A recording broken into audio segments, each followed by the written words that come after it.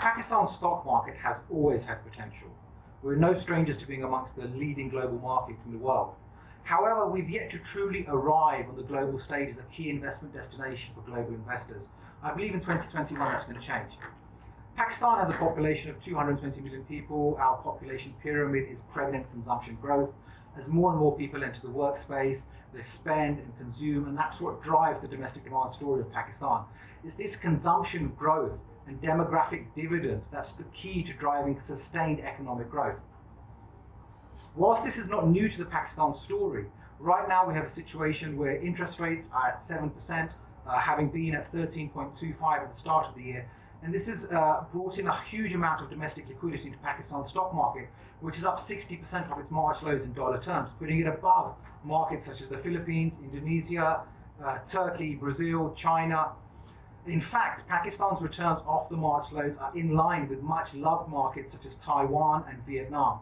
And while we're not quite yet up there with South Korea and India in terms of performance, if you pull this data set back 20 years, Pakistan significantly outperforms all of these markets in dollar terms.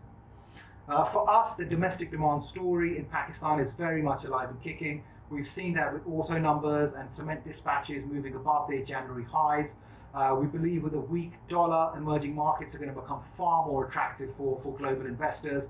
In fact, we've already started to see inflows into regional markets, and we believe it's not going to be long until foreigners become net buyers in Pakistan, where since 2015 they have been net sellers, and they've sold in excess of $2 billion worth of equities.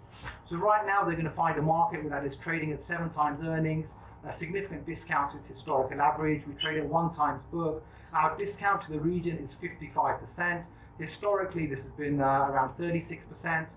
We offer a dividend yield of 6.5%. We're looking at earnings growth next year of 15 to 20%.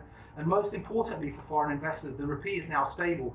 So that makes Pakistan a completely different investment proposition than it has in previous years. If we look at the liquidity profile of Pakistan, average daily traded value has increased significantly from last year. It's up almost 100%. If we look at December alone, average daily traded value is around $135 billion. Our more liquid names are trading north of $10 million a day.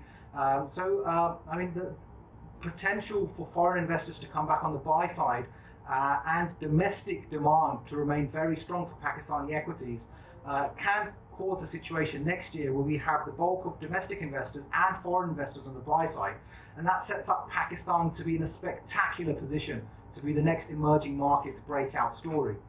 I believe for investors who are willing to look beyond the stereotypical headlines, they will find world-class companies that have adapted to life in tough economic conditions, where they've not only survived but thrived. So I think Pakistan right now is very well positioned for small to medium-sized emerging market funds who perhaps historically overlooked Pakistan due to our small weight, to see what we see on a daily basis and find these truly world-class companies trading at fantastic valuations. For me, looking at next year in Pakistan, the stars are truly aligning for Pakistani equities, and I believe the re-rating of Pakistani equities has already begun.